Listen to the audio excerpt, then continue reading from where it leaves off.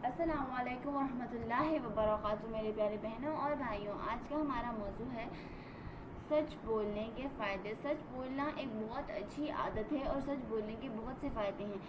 सच बोलने की एक अच्छी बात ये भी है कि अगर आप सच बोलते हैं तो आपके दिल में सुकून होता है।